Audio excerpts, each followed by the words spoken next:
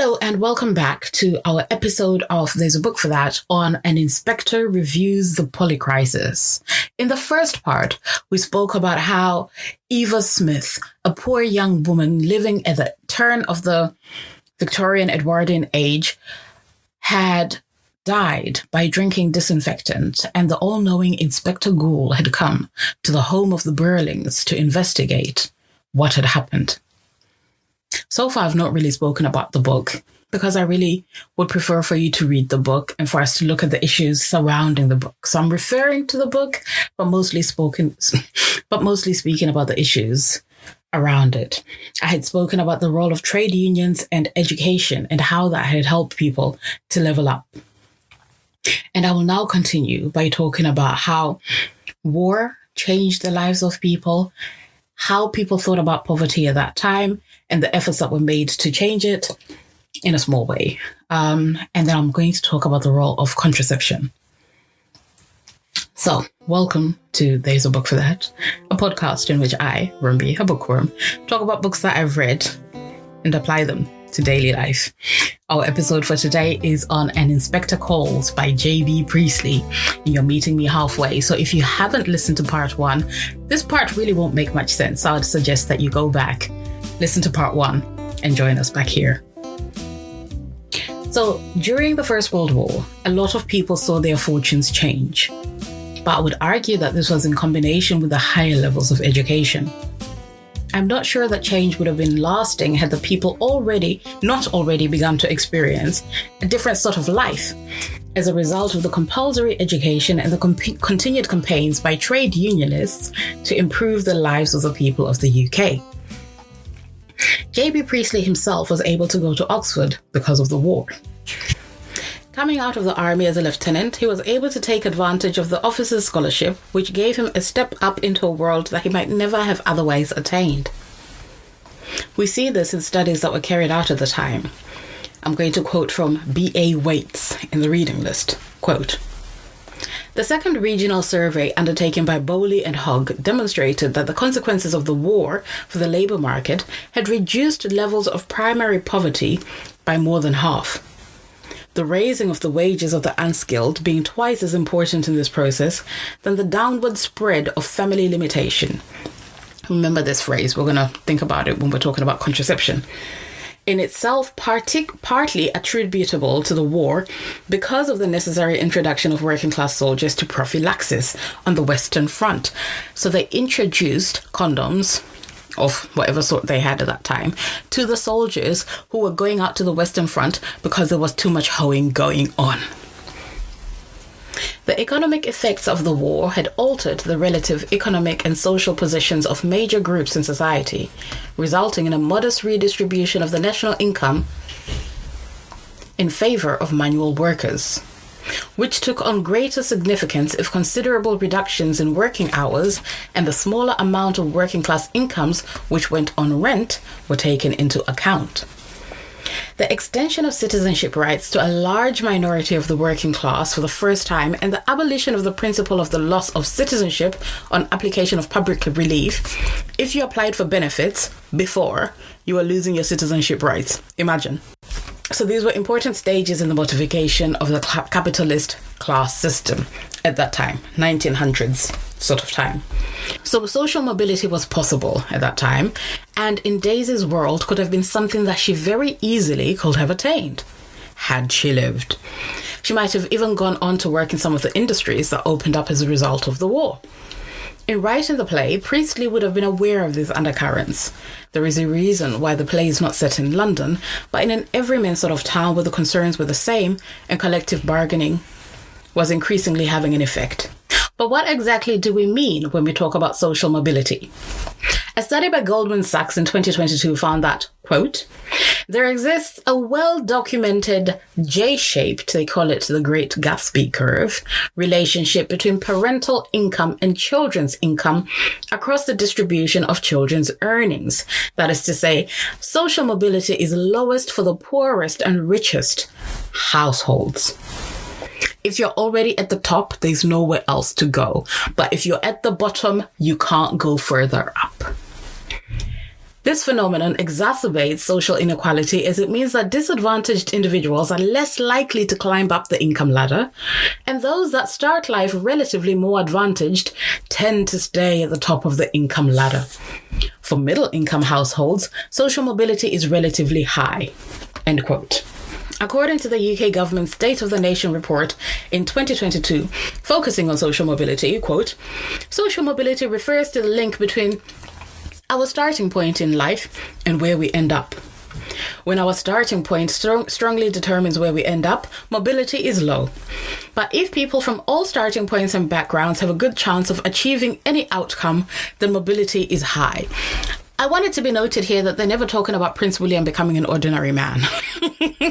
That's not mobility. So this is exactly what we see in an Inspector Calls. Birling, a middle-class man, is able to talk about a possible knighthood because of his progress in industry, the work he has done, while being from a lower-class background. He was obviously able to get a start that meant that maybe he wasn't at the bottom of the rung, but he was able to grow and make life better for himself and his family by exploiting others. Yet for Eva and Daisy, who were at the bottom of the rung, and a woman, so getting paid, I think, a third or 2/3 of what a man was getting paid, it would be a completely different picture for her. So when we talk about wealth, we should always remember to talk about social capital. She had no one to speak up on her behalf and help her get a job, even though she had experience. And this was a big part of the problem. The Goldman Sachs report continues, quote, in terms of potential solutions, education is generally agreed to be a pathway to improving social mobility, but it is a necessary condition rather than a sufficient one. As someone with 2 degrees, let me say, it's not even a necessary condition. I should have just gone, done a trade, and I would have been better off by now. I would have bought a house. Sometimes you get the education, it's just for fun. I got the education to be able to do this podcast, basically. You will remember that this is exactly what we saw from Peter Timmins' book in the example that he gave of Liz Kelly. Like I said, Liz did an English degree. That's a degree that says, I just like to think, I don't want money. Basically, it's very hard to get up in the world without education, but it is entirely possible to never move up with an education. The quote continues. Recent research has shown that it isn't enough to increase educational attainment, as graduates with the same degree have been shown to have significantly different life outcomes depending on the income of their parents. This suggests that socioeconomic backgrounds still matter, perhaps due to children from higher income households being better able to benefit from networks, having more opportunities to gain non-cognitive or soft skills, seeking out jobs further away from home, facing fewer cultural barriers. In addition, they may have the financial backing or resources to take low-paying jobs while they build up experience. I would say that this was definitely my experience. I wanted to apply for all these internships with the UN, but as we know, those were all unpaid. And so when you make an unpaid internship for something like the UN, what you're saying is, we only want the children of rich people to be able to achieve or to come and work with us. There's no other way for us to think about that.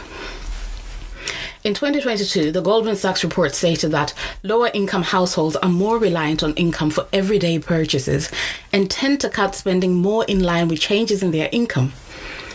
They have a graph which shows the academic estimates of this impact through our economics term the marginal propensity to consume. This chart shows that the MPCs are higher for poorer households, and that the impact on goods purchases is particularly pronounced for households in the bottom income decile, 10%. Critically, households in the top 10% are more likely to adjust services spending in response to changes in their income streams. In 1900, Sebum Rowntree, an industrialist in the cocoa and chocolate business, can you hear my side eye? And son of Joseph Rowntree, for whom the Rowntree Foundation, which we're going to quote from, but it's a big organization that does research on poverty and trying to alleviate poverty, etc., was also interested in the poor and improving poverty because that was the legacy from his dad, from the cocoa and chocolate money that they were making, obviously without exploiting a single person. But he conducted some of the first comprehensive studies into the lives of the poor. Charles Booth, a friend of his, had already conducted a similar study on the poor people of London, so Rowntree decided to focus on the people of York. The study showed that 27.8% of the people in York were living below the poverty line, which was something that they also said at that time. They said, how much money do you need to live? Everybody who didn't have that was below the poverty line, and we still use this today. Of these, 9.91 lived in primary poverty and 17.78% in secondary poverty. What are those? I'll explain in a minute. He showed further that poverty was a cycle and that the poor were not necessarily to blame for their conditions of poverty, or like revolutionary thinking, because you have to also imagine that at that time there was also the thought from Protestantism that God is blessing those people that he likes, and so if he doesn't like you, that's why you're poor. So that also comes into it, but we won't talk about that today. Maybe if we do the Max Weber book, we will. So what did he mean by primary and secondary poverty, and why does the distinction matter? Primary poverty, Rowntree argued, was, quote, where the family lacked the earnings sufficient to obtain even the minimum necessities, whereas families suffering from secondary poverty had earnings that were sufficient but were spending some of that money on other things. Whereas some of these things were useful, others, like spending on alcohol, was wasteful.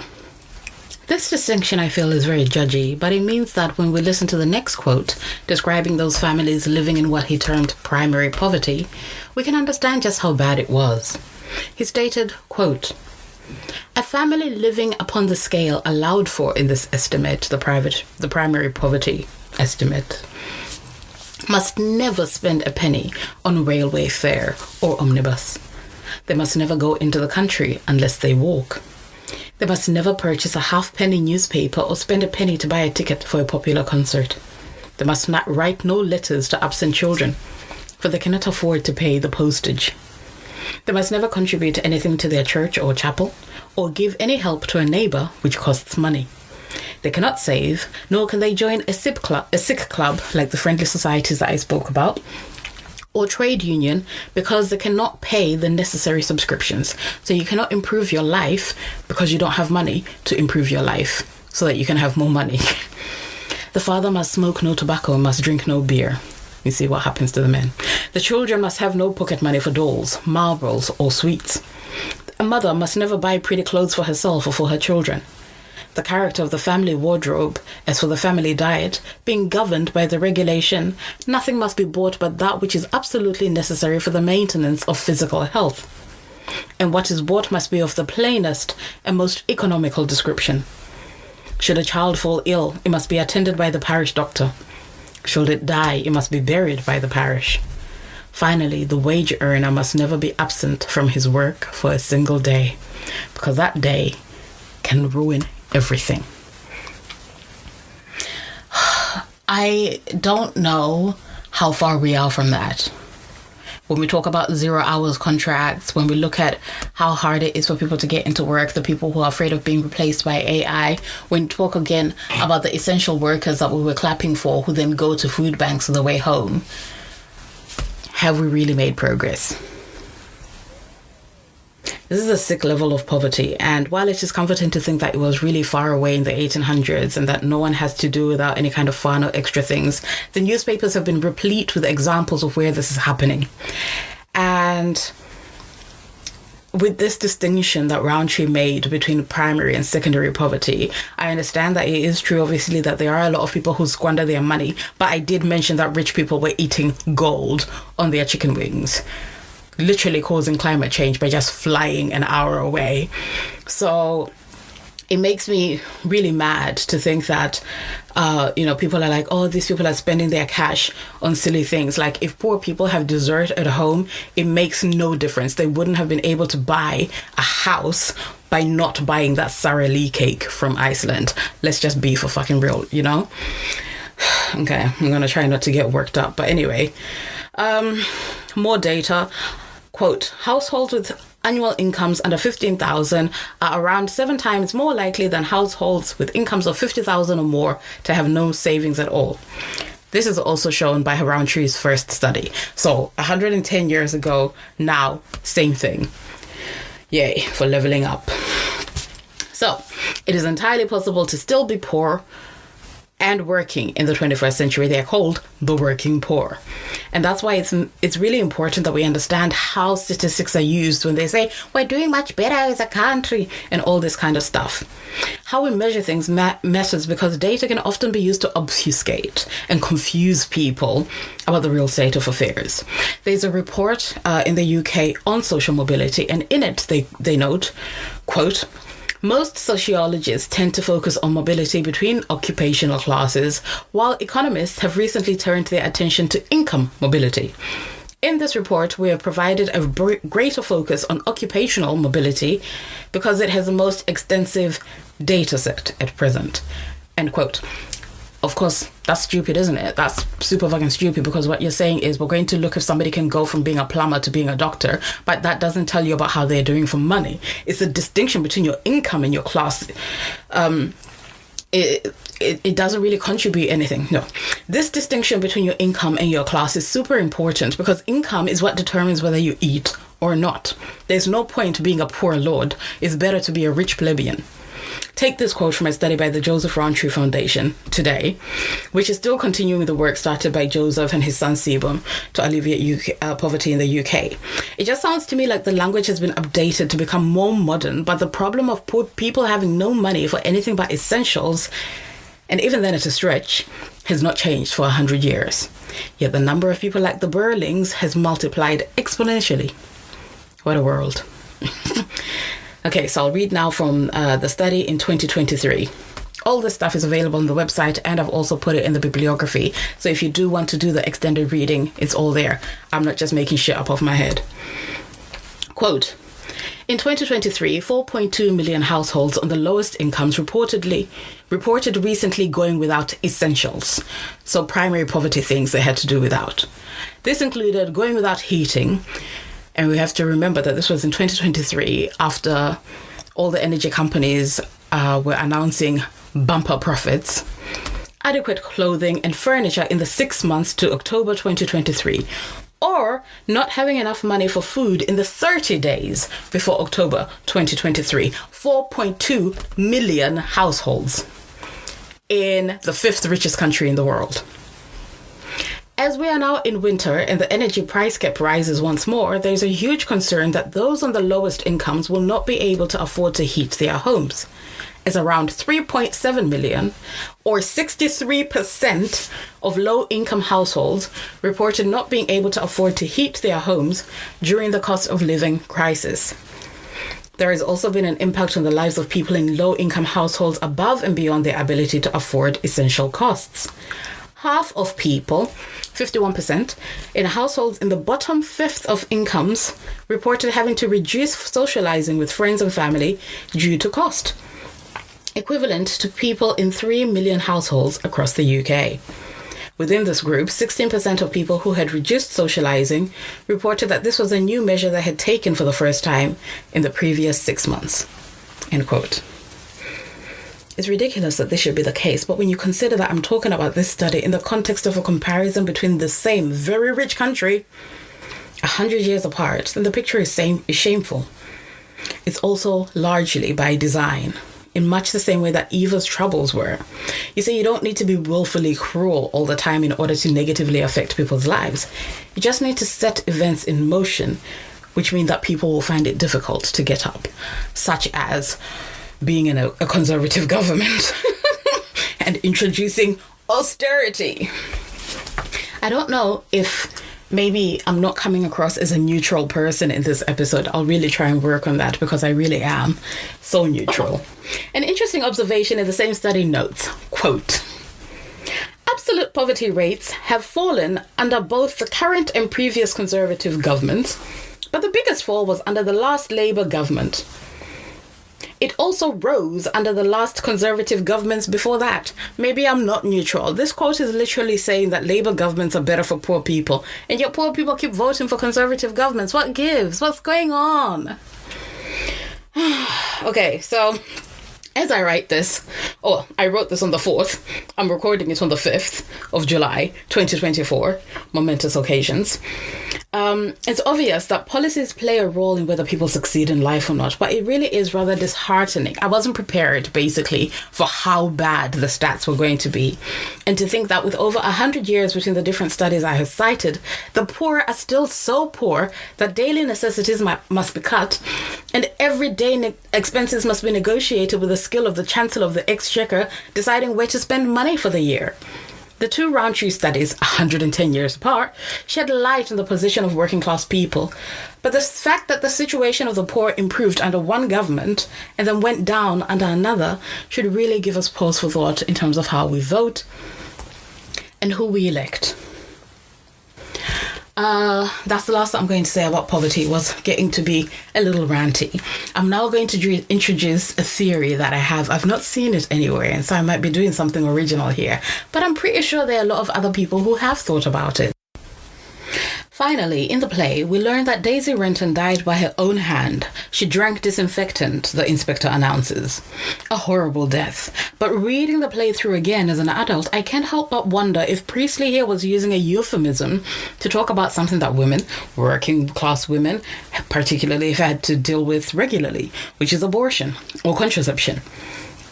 It is my theory, for the purposes of this podcast, that Daisy Renton was perhaps not trying to kill herself, but instead to abort the baby inside her because she knew that she wouldn't be able to provide for it. Having gone to ask for help and being rejected by the baby's grandmother, read the play, she would have felt lost, and in that state, rather despondent. It was already hard enough to keep herself going, but with a baby, she had no chance of escaping the streets, and perhaps sex work. Writing in 1945, perhaps Priestley would not have been so open to say abortion, etc., etc. But I think it remains a very real possibility. Either he did it on purpose or he wanted, people to think about it. And so I decided to look into this. That was it a viable theory that maybe she was just trying to have an abortion so that she could find a job again without going with the baby of one of the Birlings. And in my research, I discovered an article by Patricia Knight titled Women and Abortion in Victorian and Edwardian England. And it is my primary text for this. Not because there aren't other texts, but because I found it quite comprehensive and it had some good descriptions. And it was enough for the purposes of this already very long podcast. In the first paragraph, we encounter a rather shocking paragraph which includes the sentence, quote, "In spite of being illegal, abortion was widespread. It was probably the most prevalent form of contraception for working class women," end quote. So when I think about contraception, it has to be something that happens before. But for these ladies, those before methods were not working. And so abortion itself became a form of contraception. And that's problematic because once the baby is inside you, it's really hard to make it come back out. These ladies explored a lot of options, and I'm going to be reading some of those options, and there's nothing really traumatic in what I'm reading, but I do want you to exercise caution as you're listening. This being the 1900s, when we're talking about this contraception, these abortions, we are talking about largely unsafe abortions. So it means that women like Daisy, if they wanted to have an abortion, would be risking their lives. Patricia Knight notes that of the women who were trying to have abortions or dabbling with whatever counted as contraception then, married women were the most popular because in those days, with the religious overtones of the time, you just had to keep giving birth. It doesn't matter if you have 10 kids. It doesn't matter if you can only feed 2 of them. Just keep going, just keep going, just keep going. So these women, in the absence of any truly reliable form of contraception, often had to turn to abortion, but this was not easy because the doctors were against them. Medicine hates women. Quote, "Doctors and clergy were especially opposed to abortion.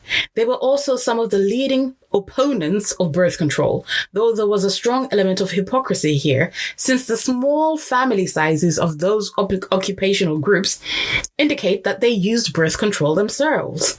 There was also a strong element of social class bias, birth control being tolerated so long as it was discreetly practiced by the wealthy minority, but books on contraception being opposed if they were too cheap and might fall into the hands of the poor," end quote. Again, do some thinking. Does this sound familiar? Is this happening anywhere, that poor people are being forced to give birth while rich people are not? The Birling family in the play, you'll remember, consisted of 4 people. Did I tell you that? Okay, there's 4 people. There's the dad, there's the mom, and there's 2 children, a girl and a boy. And the girl is going to marry this other rich guy. Those are the people. The boy is not very interesting. You didn't miss anything. But, well, he's the father of Daisy's baby. Spoiler alert. It's a really old play from, 1945. So if you haven't read it, I don't think that counts as a spoiler, but read the play. Anyway, that means for her to have 2 children in this time, she probably had some kind of methods going on, and it wasn't just pulling out, I imagine. So these women, wealthier women, had access to secret means of being able to keep their families smaller. But these were not open to working class women. In that still quite deeply religious society, quote, women were, of course, very reluctant to claim they had attempted abortion, which was regarded by respectable opinion in the same horror as infanticide, end quote. Nothing has changed. So what would a woman who found herself unlucky enough to be pregnant without the means or the will to carry the pregnancy to term do? What were her options? How could she manage? This is where you need to look up child farming to understand the options that were open at that time. I'm not going to talk about it because it's horrible, but there you go. Well, for the average woman, if she really was determined, she would have to become a chemist overnight. And this is where, for me, I do think that Eva's death was an attempted abortion gone wrong, because I will now read a very long quote from Patricia Knight in which she cites some of the ways in which women were trying to avoid conception. So they didn't even want to get pregnant in the first place, right? Or having failed to avoid getting pregnant, to do an abortion at home. It's a long quote, but it clearly sets out the context in which Eva Smith would have lived, her concerns, her options, and why in that world it really is quite possible that she ended in a hospital on a cold table with people thinking she drank disinfectant to kill herself. Quote, by the 1880s, sponges, soluble pessaries, this is something that you put up you like a tampon and then it kind of dissolves up there. Rubber diaphragms and syringes were sold by chemists, but success was not guaranteed unless 2 methods were combined. Spermicidal solutions for use with sponges or syringes had to be mixed by the woman herself using quinine, malaria medicine, and other ingredients in a process resembling a chemical experiment. One recipe for contraceptive powder, for instance, involved mixing 35 parts of powdered starch, some boric acid. These measurements are in old-timey speak, so I don't know how to read them. Some parts of boric acid, gum arabia, tannic acid, and citric acid. Successful female contraception required time, space, perseverance, and above all, money. The minimum outlay required was 5 to 6 either pennies or shillings. I'm going to say pennies because 5 shillings would have been basically 2 days' salary. And I don't know, well, maybe. For which one could buy a cheap syringe, a dozen soluble pessaries, and a box of quinine powder. Abortion, on the other hand, was much less expensive, so maybe it was 5 shillings. Because she says, since only a few pennyworths of drugs needed to be bought, and it required no previous planning, organization, or forethought, nor cooperation from the man. So you had to do this chemistry experiment, and then the guy had to be like, yeah, I'm down with that. And obviously, most men are still not using condoms now, so... It was not, however, any more reliable than birth control and often much more dangerous to health. A wide variety of drugs and herbs were tried, singly or combined, which were easily and cheaply available without prescription from herbalists and chemist shops. They included colocynth, commonly known as bitter apples, hira picra, hikey pikey in common terminology. It sounds like I'm insulting somebody there. So if I am, I'm really sorry. I'm just reading what the thingy said. I don't know what it means. Tansy, pennyroyal, apiol, I'm guessing these are kinds of flowers, combined with steel, the metal, gin, and gunpowder. The latter bought from the ironmongers, gin and salts, iron and aloes, caraway seeds, turpentine, paint stripper, washing soda, and quinine again.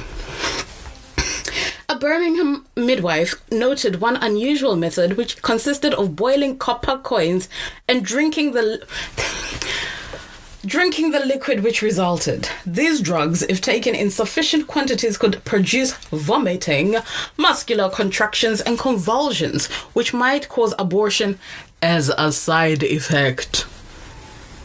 Though apparently, in many cases, abortion failed to... Okay, you've drank coins, gunpowder, and that baby's not going anywhere. Knowledge of drugs likely to produce abortion was part of local folklore, handed down from generation to generation and passed on from one woman to another. Most women obtained advice from friends and neighbours, end quote. As I read all this, I wonder what Priestley would have thought about this. I think, as a non-religious socialist, he makes the woman the centre of his story, even though she never speaks for herself. So he wanted to draw attention to the futility of life as a poor woman. So maybe he really did hide this euphemism in there so as not to offend potential theatre goers in the post-war period, but it would still have worked as a form of advocacy for those women who simply didn't have any other option but to try. This is what I'm thinking. So coming from Bradford, he may well have known one or two women who had gone through similar things, as Patricia Knight suggests that working class women were turning to abortion in their numbers. Quote, in Burnley, for instance, there is more than a suspicion that abortion is freely practiced in the working class. In Bolton, it was said to be a favourite form of birth control among the working class. In Bradford, where Priestley was from, there was a great deal of abortion, only a small percentage of which was detected by the police, because it was illegal. Estimates of the percentage of women using abortion varied, but they were all high. Certainly, one mail order business, imagine how you have a business where you put gunpowder in an envelope and you send it to a woman and you're like, drink this. But that business alone stole drugs to 12,000 women in the 2 years from 1896 to 1898. End quote. Poverty often means that you have less control over many factors of your own life. And when it comes to sexuality, family planning, and fertility, this was no different.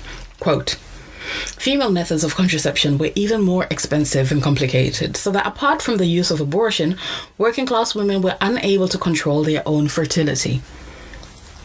They were hostages to their bodies. This was Eva's world. And so in addition to everything else, these would have been the struggles that she would have been going through, the things that she would have been trying to balance. Why, though, would the inspector talk about her drinking disinfectant? As I said, it was illegal for religious reasons, and the social stigma associated with abortion would have made Eva Smith a less sympathetic character. And I think he was trying to drum up sympathy for her in his readers and theatre goers. For you listening now, does it change anything for you if she tried to kill herself and succeeded, rather than tried to kill an unborn fetus and failed? Is she more or less of a sympathetic conduit through which you may experience the helplessness of the women of that age? Do you care more or less, or are you unchanged? These are important questions for us to ask, because in this play, this woman should be an object of our sympathy no matter what. But with morality being what it is, people come at it from different places. And so even with everything that I've described, there are people who'd be like, well, if she was trying to kill a baby, she deserved to die. I disagree. I've come to the end of the episode. Thank you. It was so long. It's been really intense, but it does fit in with the original plan for the podcast. The idea was to dig into what fiction has to teach us about the real world and ensure that we are in a position through our reading of fiction to be able to speak about the reality hidden within the stories. Eva Smith, or Daisy Renton, was caught in a polycrisis. Had there been more support for trade unionists, she would not have lost her job. We spoke about why there was little to no support for trade unionists, but if you want to really dig deeper, it would be worth understanding the differences between skilled and unskilled labour, and how this was and continues to be exploited to ensure that the working classes never rise up. We will remember that during the pandemic, the essential workers who could not work from home were the very same people being denied higher wages a year later. The people who kept the world going by working in supermarkets, hospitals, collecting trash, sweeping streets and the like are still the people who are not well regarded, for whom life is difficult. In the reports on food banks, nurses are always included as people who are turning to food banks because they do not have enough money to make ends meet. The panic once parents realized that they would not be able to dump their kids at school should have taught us once and for all how important teachers are, so that we would invest in education and stop the hemorrhage of people leaving this sector. But this also did not happen. Since the days of the guilds of the trade unions, it's been astoundingly simple to convince working class people that their problem is each other. I've also spoken about the importance of education in helping people to move up the ladder. Education is key. But as the report noted, even in 2022, quote, widening access to university has not brought the dividends many hoped for and has diverted attention away from the 50% that pursue other routes, end quote. Education alone is not enough, because collecting that piece of paper for your diploma or your certificate without the support of the people who will help you make the most of it will just leave you in debt, as we saw in Peter Temin's example of Liz Kelly. Nonetheless, the move from illiteracy to basic literacy and numeracy is essential, as we saw at the turn of the past century. People were able to significantly change their lives and do better jobs and improve their skills. Perhaps education has a point of diminishing returns and we shouldn't try and push beyond that. I don't know. I would have to examine this in another episode. We also spoke about poverty among the working classes, noting with horror, well, I say horror, I'm not surprised. We knew what austerity would mean when David Cameron started throwing the word around in the UK. Poverty has risen, indicated by the widespread use of food banks, which again limit the options of the poor to what people are willing to give them and not what they want. When you consider that some of the people who rely on food banks are the same people that the country relies on to keep moving, it's really a sad picture. Once again, I will bring the good Inspector Gould to remind us that, quote, one Eva Smith has gone, but there are millions and millions and millions of Eva Smiths and John Smiths still left with us, with their lives, their hopes and fears, their suffering and chance of happiness, all intertwined with our lives and what we think and say and do. We don't live alone. We are members of one body. We are responsible for each other, end quote.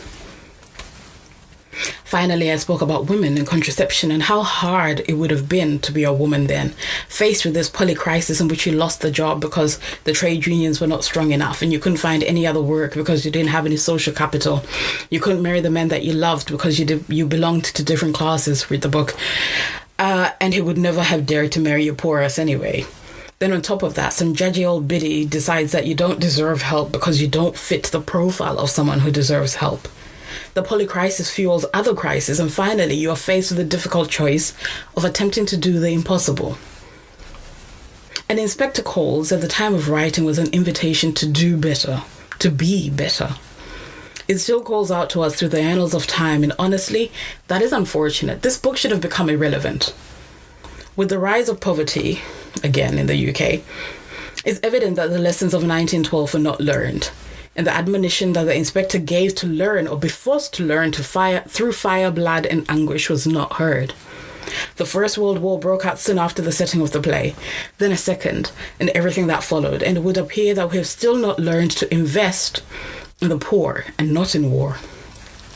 Would that there were an all-knowing inspector to turn up at the Houses of Parliament and call our leaders to account for all the dead Eva and John Smiths who could have lived better lives had different policies been taken. Unfortunately, I believe our leaders would echo Mr. Birling and say, quote, I cannot accept any responsibility. If we were all responsible for everything that happened to everybody we'd had anything to do with, it would be really quite awkward, wouldn't it? End quote. Oh well. That's all for today. Thank you for listening. Join me next week when I'll be talking about Ready Player One and the emergence of the horror that was and still may be the company town.